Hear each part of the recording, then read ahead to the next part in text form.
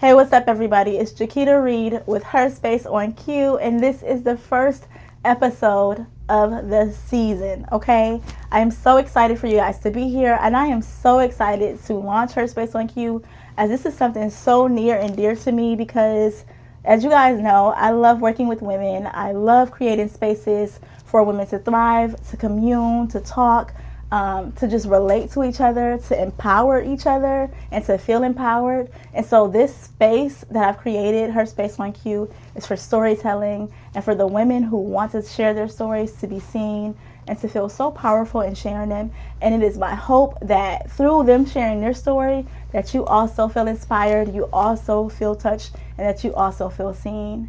And so I want to go ahead and introduce my first guest.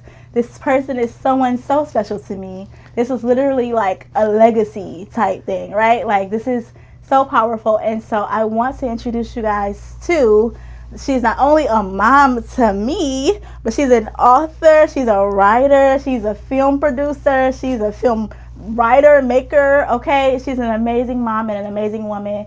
I want to introduce you guys to my first guest, Gloria Criswell, Mom.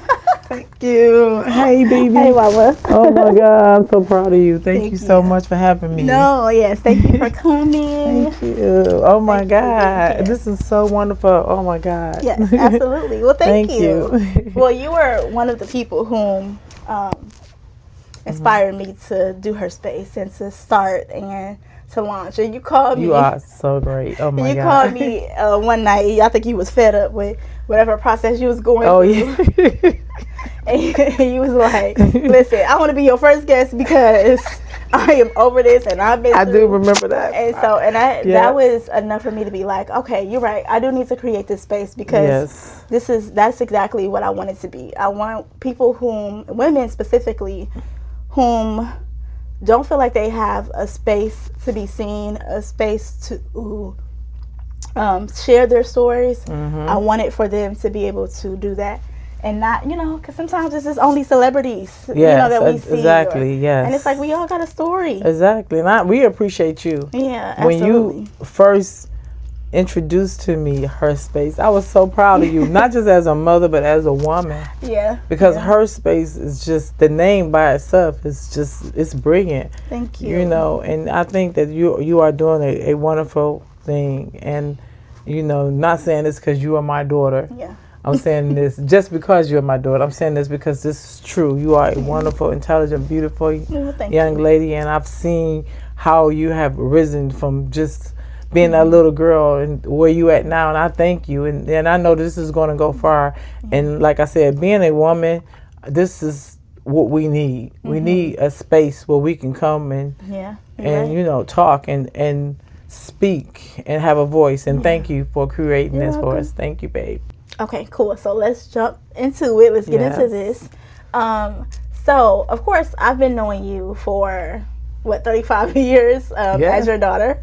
And which I feel like is not quite 35 years because when you're younger, do you always really see your parents? I don't know. It's like a difference. When you're a little kid, it's different than becoming an adult seeing your parents because you see, as a little kid, I think we just in this world like, oh well, these are your parents and this, but as an adult, they hear from my needs. Right, exactly. It's different when you're an adult, Yeah, so, I agree. I think as I got older, I feel like I always saw you because I paid attention because I'm a girl too. Right. But then I think as I got older, I saw you more as I developed into being a woman, a wife, a mother, and things like that. So I feel like I learned a lot of things from you. So I feel like good. I hope it's all good things. Absolutely, definitely good. I feel like it's good stuff. Right. You made me a boss. Right. Oh, that's right. That's right. You are. Absolutely. Definitely. Okay, so I want to go ahead and get into it, and I want you to tell me, tell me who you were before the world told you who you was. Who was little Gloria? I remember watching TV because back then you only had one TV in the house, honey, and you only get a chance to watch whatever show you want to watch at that time because you got 4 other siblings in the house that had their own shows, and so Wonder Woman came on, and I loved her character And I seen how beautiful she was. I was just so amazed on how beautiful Wonder Woman was and how she saved the world. And I said, ooh, I just want to be just like her. Yeah. So I used to, like, when we go, because we was, outside is where we played at. You know what I'm saying? They got the internet. You guys had, the kids now got the internet. They got the games. But we only had outside. You go outside, you play with the dirt, you play with the grass, whatever, you make what you could, you know what I'm saying? Absolutely. So I would go outside, and when I don't think anyone was looking, I would go on the side of the house and I would twirl around like Wonder, thinking I would just cute. I wanted to be Wonder Woman so bad because she was so beautiful, and she, like I said, she would save the world and save people, and I just wanted to save people. You know what I'm saying? So as I got older, I realized that was not my reality. Yeah. It was just... It's so interesting, though, because me knowing you, I feel like you are a fixer.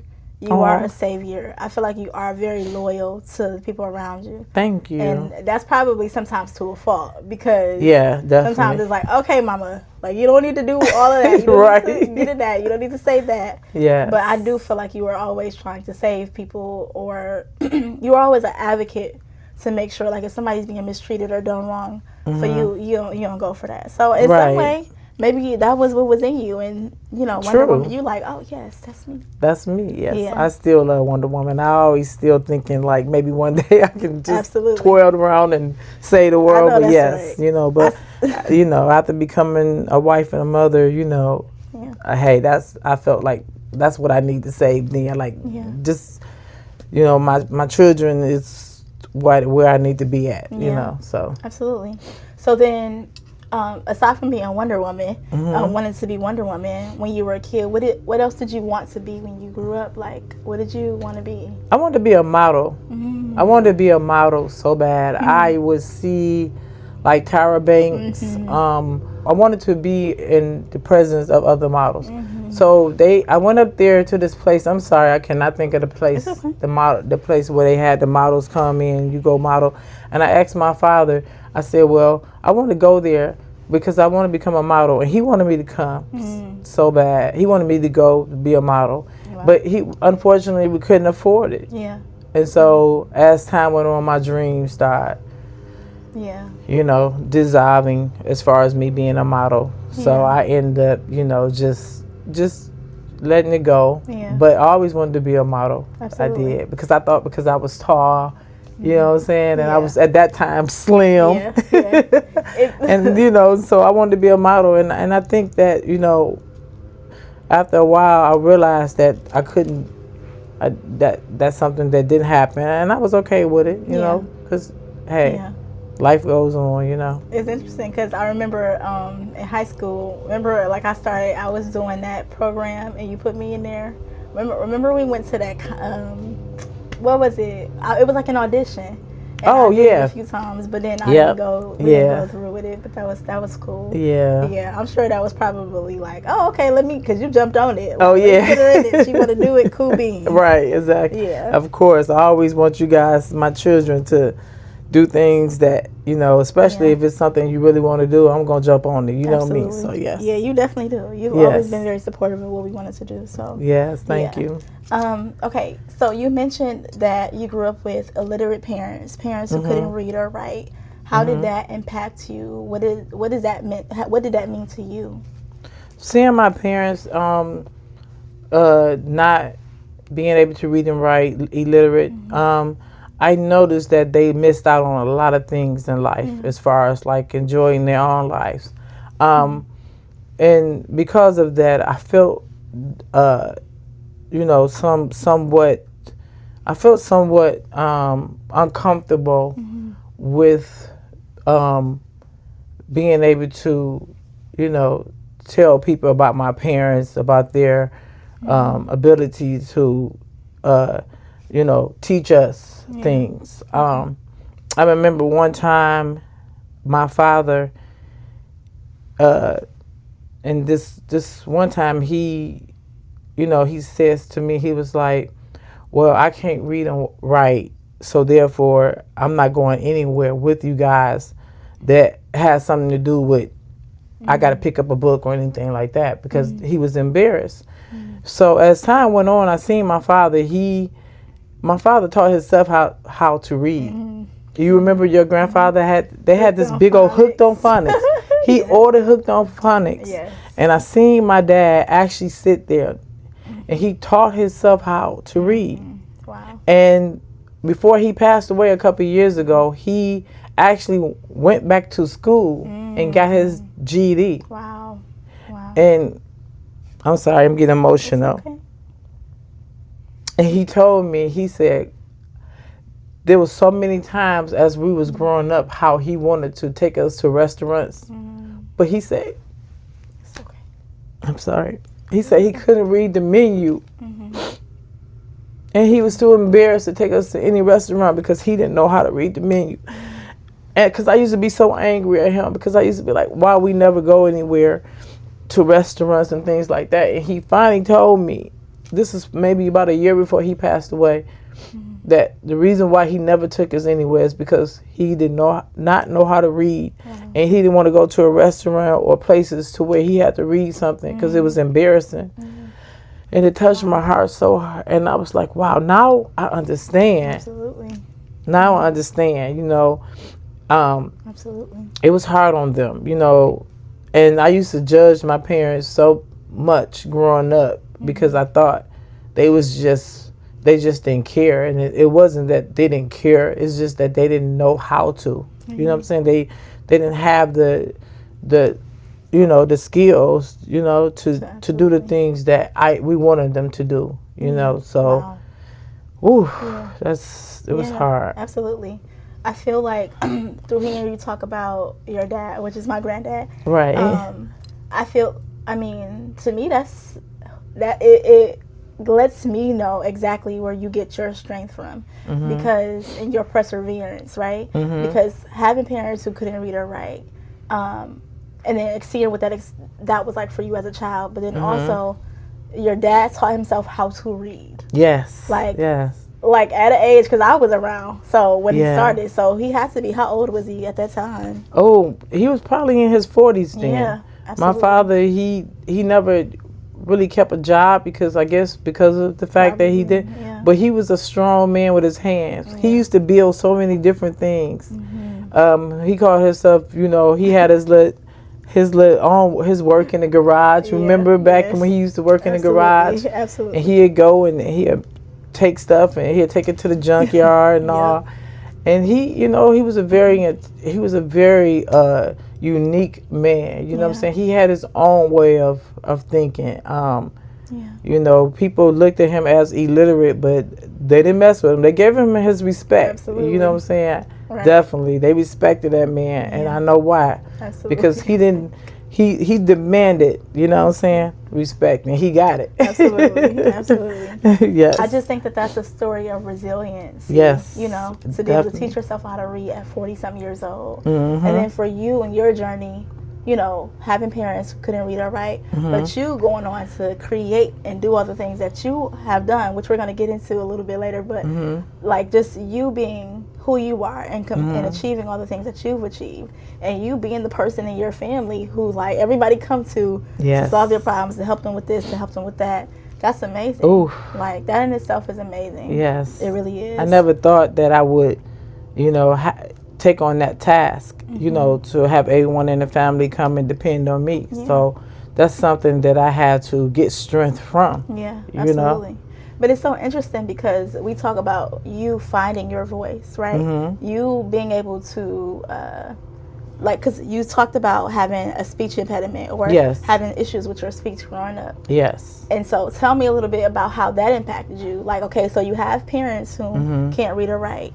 And then you have speech challenges. What was that like? Oh, I think it was embarrassing in somewhat because having parents that, you know, couldn't correct you on your speech because they didn't know what to say or how to say it. And then, you know, going into speech therapy, having speech classes, it was embarrassing. But as I grew older, I realized that it was a part of me. And I had to embrace it in a way to learn to become a better person and to, you know what I'm saying? Absolutely. And And so I wanted to, that's why I got into writing, because I wanted to, since I wasn't able to use my voice because I was afraid, and because I felt like that speech impediment, it kind of crippled me to want to really do and say a lot of things. And I said, I can't do what my parents did. Yeah. You know what I'm saying? That stopped them from doing the things they wanted to do. And I said, no, I need to, become the person that I want to become. And in order to do that, I have to embrace who I am and learn to, learn to use it in a way to where I could be okay with it, So that's good. I decided that I wanted to write because I said that's one way you can use your voice. Absolutely. Right. That's dope. I remember when you were on a computer. We had a PC type computer. Yes. Desk. I remember, and you just started writing. You were writing your first book, which was Truth Dare, Promise to be Faithful. Yes. Yep. You started writing that, and so and ever since then you didn't took off. So you found your voice not by just going out and speaking. You found your voice through writing, which is, I think, so important. Yes. Yeah. It's it's being a stay-at-home mom when the children are at school. I was trying to figure out what to do. Yeah. You know what I'm saying? And I'm watching TV and I'm looking at all these movies and things, and I said, wow. I said, I just want to write. Yeah. You know what I'm saying? So, hey, I took that time out being a stay-at-home mom, and I got on that computer, the PC we had, and I just started writing. You know what I'm saying? And hey, it turned into a book, and then the book turned into a play. Absolutely, it sure did. Yep. So did. I know you have your books with you. Yes. So could you go ahead and show us, because we were just talking about Truth Dare, Promise to be Faithful. Yes. So let's see it. Could you hold it up for us? Yes. So my first book, Truth Dare, Promise to be Faithful. I wrote this book. I think you was probably in high school. Mm-hmm. And your little sister was in middle school, and I think your brother was in high school as well. Mm-hmm. So I wrote this, being a stay-at-home mom. Yeah. I wrote Truth Dare, Promise to be Faithful, and then I turned it into a stage play. Yes. Here in Detroit. So Absolutely. It was sold out. Okay. Yes, sold out. Did you do more than one show? Yes, I actually did this play 2 times. Okay. Yes. And it was sold out each time. Yes. Okay. Very good. Okay. And then you got you actually wrote not one book, but 3 books. 3 books. Okay. Yes. So let's look at the other books before we get into Okay. So I'm sorry, my book. I've been letting people borrow my book, and a few people. That means it's used how it's supposed to be. Okay. Yes. Give a Black Man a Chance was my second book, and I wrote this. I think it was back in 2015. Mm-hmm. Yeah. I decided to write Give a Black Man a Chance. Yeah. Absolutely. This book here, I'm actually having this book and Truth Dare, Promise to be Faithful. They are not no longer on Amazon anymore because I am revising the books. Okay. I am actually rewriting them, changing. Nice. It's going to be the same story, but a little bit more to it. And I'm also going to change the cover. So a lot of people do have this book here. Yeah. But I'm going to revise it. Okay. Change a few things up with these 2 books. Cool. And then, so you guys may not see these books, or you may not be able to order these books. If you're Truth Dare, Promise to be Faithful, and Give a Black Man a Chance, you may be able to go on Amazon and see the books, but they're not. You can't order them because I am, like I said, revising the books. Okay. But in my last book, absolutely, the 3rd book, which is Crazy Be Cured. Absolutely. I wrote this book 2020. I think I got it published 2023. Yeah. Yes, so. February 2023. This book was published. It's on Amazon now. Yeah. So if anybody want to order this book, Crazy Be, it is on Amazon right now. Absolutely. So thank you for sharing about your amazing books. Again, you guys can I see them? Mm-hmm. You guys can purchase Crazy Be Cured online. It is an amazing book. I read it. Trust me, if you love like sci-fi, almost thriller type books, but romance, you should get this. It's so good. Mm-hmm. And then Truth Dare, Promise to be Faithful, and Give a Black Man a Chance. We'll be back on the market, and I will let you guys know when it is. Okay. Yes, thank you. After the updates, absolutely. Okay? Thank you. You are very welcome. So I want to get into our next segment, and I want to talk about motherhood and identity. Mm-hmm. Do you feel like motherhood changed you, or how did it impact your identity, like becoming a mother? Becoming a mother gave me a sense of love again. Like, you know, when I think that was something that made me feel like, you know, life really did matter. You know, it gave me a chance to me redeem myself as a person. Yeah. Raising children, raising little person people. Right. Yeah. You know what I'm saying? I want them to be better than I was. And I know some parents or some people feel like, you know, why would you want your children to be, what you mean better? You know, it's okay to want them to be better, but yes, I feel like you always want your children to be better than, or do better than you. Absolutely. You know what I'm saying?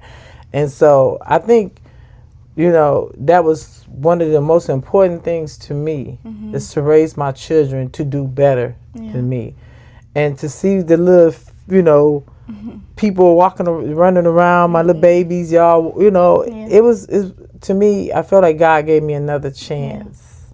And it was important to me to make sure that I become, you know, a better parent, and to make sure my children, you know, get the things that I didn't get. You know, and I'm not talking about materialistic things. I'm talking about as far as like just life expectations, you know, and things in life that matters the most. You know what I'm saying? Being able to have their own voice. And so it's interesting that you talked about your children finding their voice and things like that.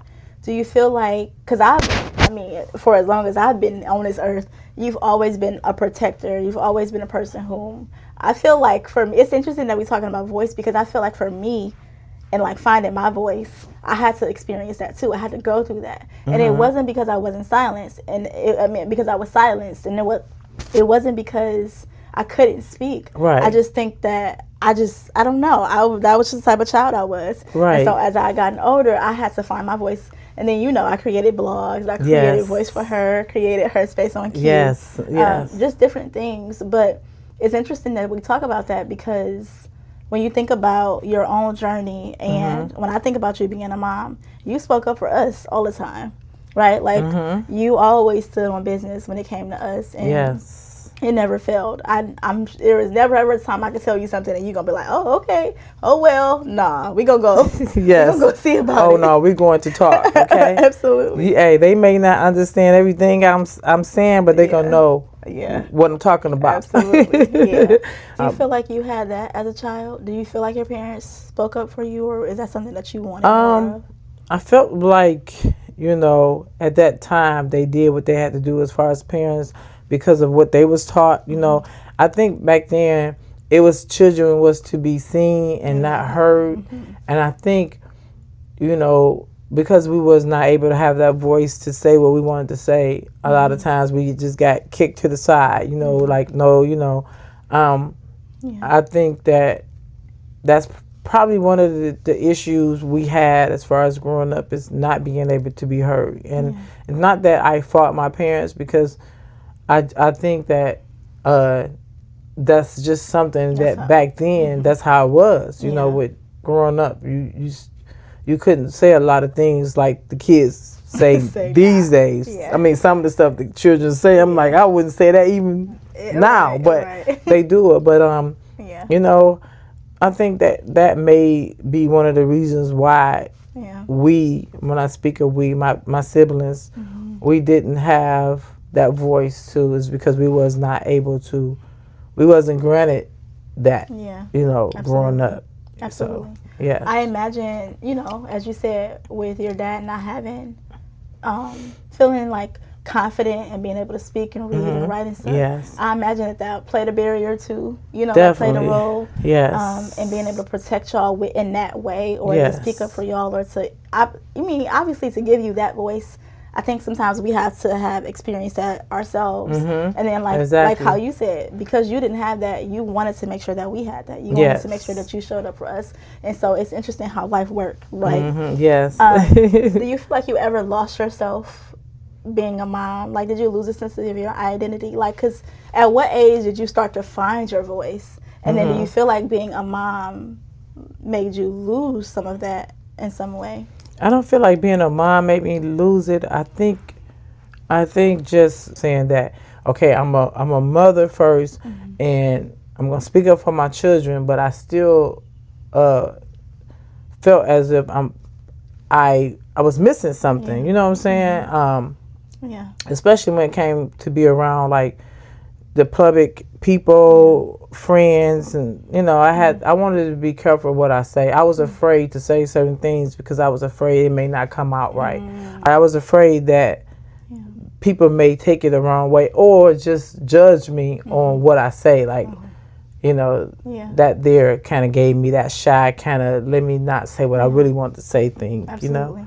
Because I feel like people will be really shocked because you were a person that for sure don't play. Oh, like, yeah. You don't play. And so when we talk about speaking up, I think sometimes people think it is just expressing that your boundaries are I don't think you had an issue with like expressing your boundaries about things and like, oh, you're not about to do that, or letting people get away with stuff. Right. But it sounds like you were struggling with feeling comfortable and just conversating or talking about certain issues because you was concerned about how it came out. Or how people will receive it,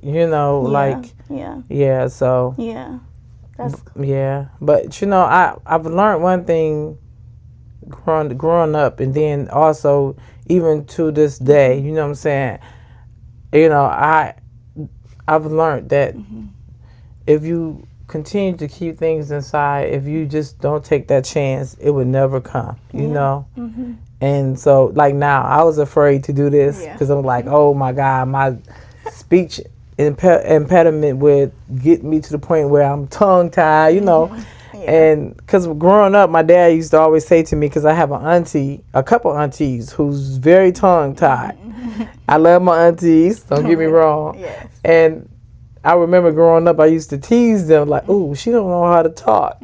So I was like, "Oh my God!" So my father would say to me, "Girl, you sound like your auntie," and so that made me feel like, "Oh my God, that means I can't talk." So that's another thing, the reason why I was afraid to talk, because I didn't want to sound like them, And so. I think like, oh my God, when I start talking to somebody, please God, don't let me start talking with my tongue. Like, let me just calm down, Gloria. Talk slow. You know what I'm saying? But hey, it is what it is. Yeah. Well, you've been on plenty of podcasts. You've been, speaking on stage with your plays. You had to communicate and delegate and instruct, the people whom were in your plays and things like that. And I feel like that's a big deal for somebody who like, oh, I don't even want to share so much because I don't want it to come out wrong. And so, it sounds like in some way, do you think like it was about self-acceptance? Like, yes, did you definitely. Have to, Yes, and that's something I still struggle with today. Self-acceptance. Because sometimes I feel like, I'm just not going to do that because I don't feel like I'm ready for it or I'm good enough, like, or I don't have that reassurance, like, okay, you can do it, you know what I'm saying? But I'm learning to stop beating up on myself. Absolutely. And just be the woman that I know I am. Absolutely. So Absolutely. Yes, definitely. I feel like that's all you can be. Right? Is be yourself, but also learning to love yourself and accept yourself. Yes, because definitely. A lot of the times people don't even know the things we struggle with, or they don't even think about. Like, we probably everybody thinking about how I sound or how I look. And they not. Exactly. And it's only us that's thinking about it. We can be our own worst enemy. You know what I'm saying? And I've learned that through the years that's one of the struggles I have, being my own worst enemy, because I'm thinking what people gonna think. You know what I'm saying? I'm like, wait a minute, no way. Imagine if you would have did that with your books and your plays, exactly. Now on your way to produce a movie, like that. Like, imagine if you would have remained silenced because you were so concerned about what people thought or how it sounded. Yes. And I really applaud you because you found a way to like confidently express yourself and find your voice without probably having to think about, oh my God, what people thinking? Yes, exactly. Or like how it come out. Mm-hmm. And I think that's amazing. Yes, I mean, having that confidence and just writing. Yeah. And it's like using my voice and writing it feels so relaxing. Yeah. You know absolutely. what I'm saying? Yes. Yeah. Okay, so you paved the way, right? Like you wrote stories, which means that you knew that you had your own story. Yes. When did you know that your story mattered enough, right, to even become an author? Like the things that are inside you. When did you know that your story mattered? When people read my stories, I knew it mattered when people could relate to my stories. Yeah. You know, absolutely. When people, seeing themselves inside my characters. Like I've had a few times where people came up to me and said, wow, that was me. Like I seemed like you wrote about me. Yeah. And like they start telling me their stories. Yeah. And then they say to me, I would love for you to write a book for me or write my story or write a play for me, because that's like my story, and it made me feel good. And I say, yes, absolutely. That's awesome. Like my writing, it does matter to me because it hits other people's hearts. You know what I'm saying? Yeah. It brings out something that they can relate to. Absolutely. So yes. I think that's beautiful, right? Yes, definitely. It sounds like you're saying, like, okay, well, I wrote these stories. People accept them. They love them. They can relate to them. That makes me feel seen. Yes. It makes me feel like I matter. Yes, I definitely. love that. Yeah. It's interesting that some of the things that we do in this life makes us feel more confident. Like the thing that we're most scared of or we were trying to run from, and then we do it, and it's the thing that actually helps us to be seen and feel heard. And all that. And I just think that that's so cool. Yes. Yeah. Okay. So we talked about what led you to start writing. You said you were a stay-at-home mom, and you was just like, I got these stories inside of me. Yes. I need to tell these stories. Okay.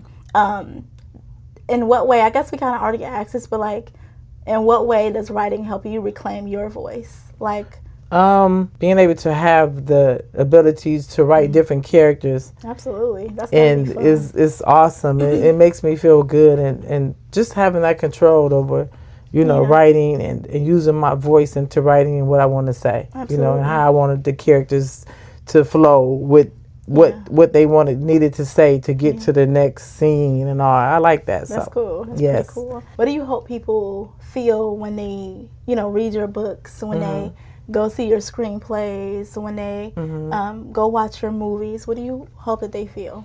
I hope they feel like it's something they can relate to. Yeah. A relatable situation, either someone they know. I want them to be able to get into the character, especially if it relate to them personally. When people come up to me and say, oh my God, that was like me, it was like you was writing about me, I can relate to that situation. You know what I'm saying? So I want people to really feel comfortable into being able to relate to the character, or maybe someone they know, a situation they was in. Absolutely. And to me that makes me feel good when people can relate to my characters. Yes. I mean, it makes sense, right? That's kind of like full circle. It's yes. like you're using this as a way to express your voice. Yes. And you're writing about characters, because the characters that you wrote, right? I've read every book, all of the books. The characters that you wrote, each of them, I feel like the primary characters are people whom were underdogs. Maybe they were ignored by society. Maybe they were ignored by their spouse. Maybe they were ignored by some people in the community or whatever. Or maybe they were unseen, or maybe people, really couldn't appreciate who they were and what they had been through. Yes. And in some way, you tell their story. Yes. And so it makes sense that you create characters who are expressing themselves in some way. I love it. Listen. Yeah. I love it. It brings me a sense of, like I said, control, and to know that I can create these characters and use my voice and my writing to create these characters to get to the next scene. And who's ever reading the book, or when we're watching the play or the movie, that they be so excited to see what's next for this character, and it makes me feel good to know these characters came from me. Absolutely. From my voice, from my head.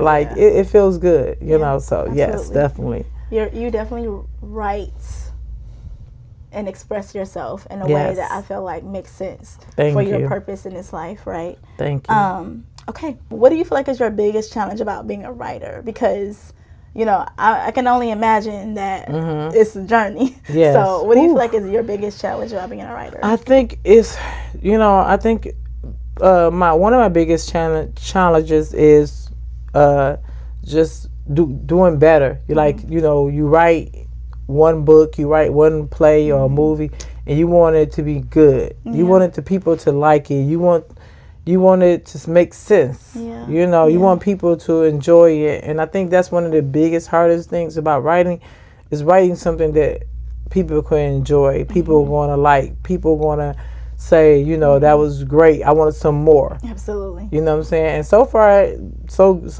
good. I've had plenty of people, even people that, because, you know, you think your family and your friends going to always say, oh, that was good, girl. You did good. But, you know, you want people that don't know you to really give you the truth. Not saying that your family don't tell you the truth. But you want to hear from somebody, that really don't know you, that's going to give you the absolute truth. Like, okay. So far that's good. But that's one of my hardest things is just finding, you know, taking that pen or writing on that computer something that's going to be good, that people are going to enjoy reading or looking at, you know.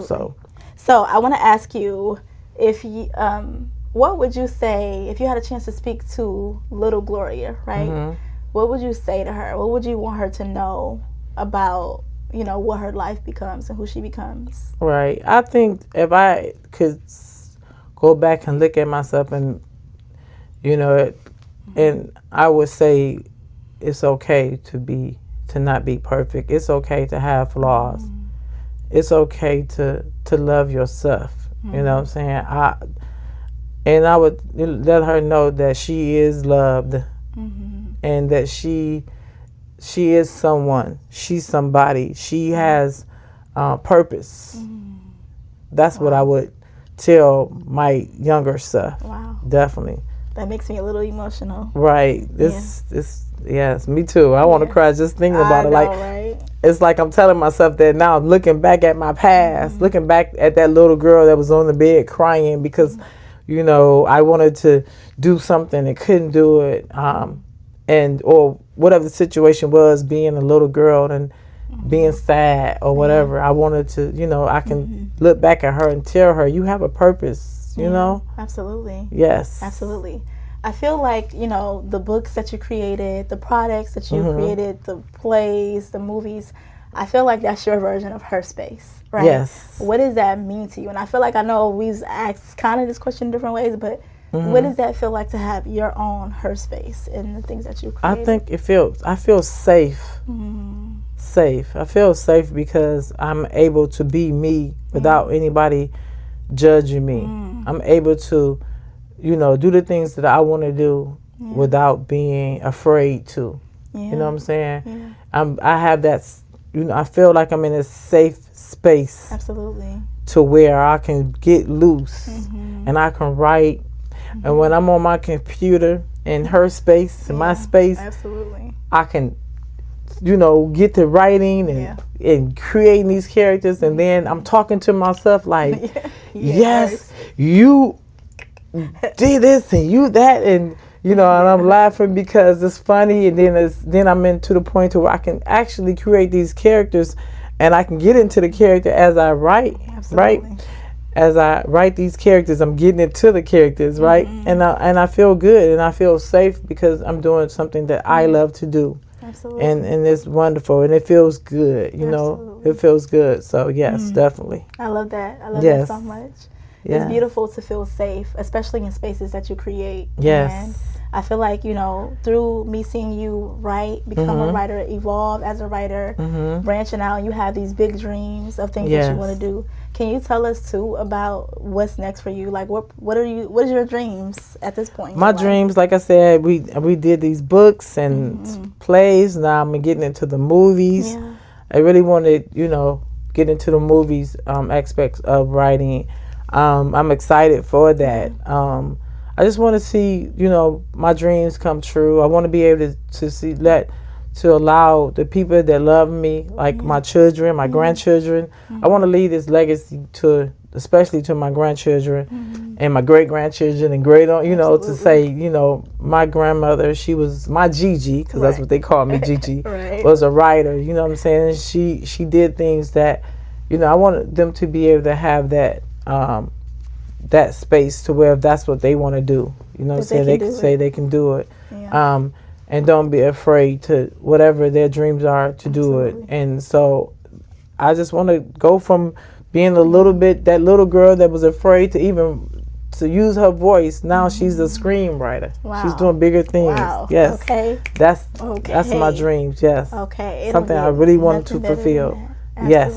I just think that's so beautiful. I always feel honored to be connected to you, because I look at your life, and I look at what I do, and I look at it, and then even you telling Granddad's story, it just reminds me of where I come from, and that like the thread of resiliency, of expressing ourselves, of being heard, of being seen, understood, of persevering is deep. Yes, like it's very, deep, and it doesn't matter how much money you had. It doesn't matter how your life ended. It doesn't matter where you lived at. Like none of that matters. It doesn't matter what your gender was. It was just perseverance, and it seems like through that we all have.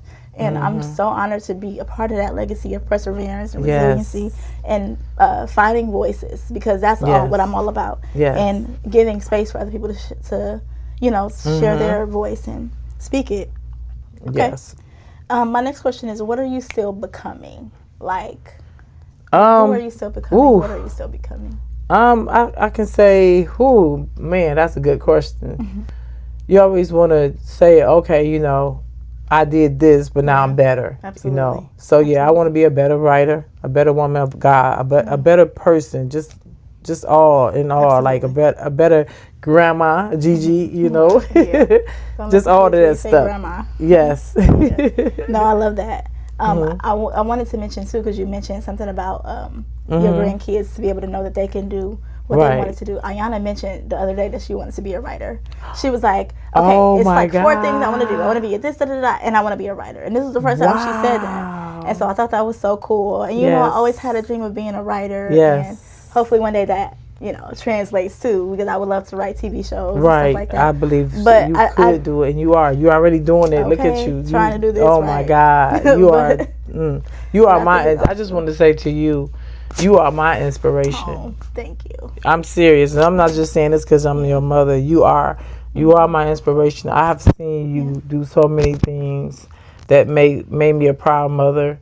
All 3 of you guys, all 3 of my children have made me a proud mother in different ways and different aspects in life. But I look at you today, and I'm just like, wow, you know what I'm saying? Like, you are the woman that, that I look at in the mirror and say, like, she's just, great. Like, you are so smart, intelligent, you're beautiful, and I just want to say thank you for inspiring me. Oh wow.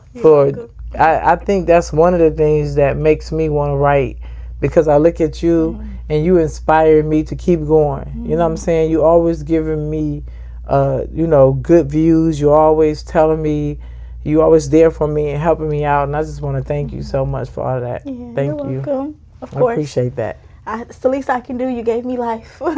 Listen, I put it like this. I'm blessed to have my children. I'm blessed. God blessed me with 3 beautiful, wonderful children. And I just thank you for being that firstborn daughter that's always just willing to be there and help. Always want to make me proud. Even since she was a little girl. You always wanted to. I remember when you told me, I think you was probably about 9 or 10. Maybe a little older. You said, I just want to make you proud. Oh, wow. And you just don't know, I was already proud of you. Wow. You always been a great person growing up, growing and going to school. And I know this part is about me, but I just wanted to say, I love you so much, and thank you for being my inspiration. Thank you so much. Well, you're welcome. Thank you, because just hearing your story and just seeing all the things that you have persevered through has really inspired me to be like, okay, I'm strong. I can do this. Don't give up. Keep going. And so I appreciate you, because I'm still learning, and I'm still seeing you just crush your goals and do things that I'm sure nobody thought that you would be doing, not even probably you. And it's just like so amazing to see, and the things that you still want to do. I can't wait for it. I'm excited. And Thank you. I really pray and hope that all of the things that you want in this life come true. And if I have anything to do with it, I'm for sure going to do what I can to help you. So you already know that. Thank you. Well, I mean, just watching my life just through my children. Yeah. You know, your sister and brothers, seeing you guys just live your life and do your dreams and the things that you're doing in your life, it makes me feel good. And listen, if I never write another book, if I never do another play, if I never do a movie, I am fine, because I've done things that I never thought I would do. Wow. And seeing my children, the way y'all life, the things y'all doing in y'all life, you know, how y'all persevering through things in life and the things y'all doing, I am fine. I'm happy. Yeah. I've lived my life, and I see my children living their life, and that's what matters to me the most. Absolutely. I love that. One more question to close out. Something a little different, a little twist. If your life was a book, right? Because, I mean, you wrote these books. What would the title be and why? If my life was, I would say wow. I know, right? Let me see. What would my life be a book? What was the name of the book? And look, me being a writer, I should know this, right? Like, come up with it like that. Like, no, it's hard. It's like, exactly. I think I would say the wandering child inside. Okay, the wandering child inside. I used to always wonder how, you know, what would I do with my life? How would it be? That's what makes me want to write, because I wonder about a lot of things in my life, about what if I would have did this, and if I would have been a model, and you know, all those things, and if my parents would have been that rich kid, or that educated parents that you know was very highly educated. So I always wonder, what would my life have been if those things would have been in play? So I say my book would have been The Wandering Child. I like that. Yes. Yeah, I like that. Sounds like you would be very curious and like trying to think about different avenues of what life would be like. Yes, definitely. I love that. Okay. Well, I just want to thank you for sharing your story. Thank you. For being a part of something that's so special and sacred to me. For being the first person on this couch my God. Grace us all with the resiliency, the perseverance, the strength, the confidence, the vulnerability to be able to share your story and say, hey, I didn't feel like I was the smartest person. I didn't feel like I could talk in that way. I didn't feel safe always communicating, but look at me now. Yes. Right? And hearing your story always inspires me. And I'm sure and hope that it inspires other people. Yes. So I just want to say thank you for coming. Yeah, to thank HerSpace On you. Cue, Yes. and for always encouraging me to be to go out there and say what I gotta say, because you never ever made me silence me. That's and right. I just think I just had to learn to accept myself enough to deal with things, to be able to put myself out there and to say what I need to say. Oh, you're doing great. But I just wanted to say you are doing a wonderful job. You are brilliant. I'm just so proud of you. Yes. So thank you for having me here today. You're welcome. Thank you, and I wish you much success on this. And I know you're gonna soar. You know what I'm saying? It's gonna be great. So continue doing what you do, and continue making me a proud mom, because I am. Thank you. Absolutely. You are very welcome, and thank you for being on HerSpace On Cue. Yes. And this is the book Crazy Be Cured. You can go find it on Amazon. Purchase it. Please let us know how you like it. Leave a comment. Yes. And is there any place that you want people to follow you or keep up with you? You can follow me on Facebook at Glow Chris Hawk, HAWK now. Yeah. So you can follow me on there for now, or you can follow me on Instagram. Is Chriswell Gloria on Instagram. So, hey, I look forward to meeting you guys. Yes. Thank you. Thank you so much for joining HerSpace. We will be back in a couple of weeks with another episode and another new story. We can't wait to see you. Don't forget to order this book. Bye. Bye.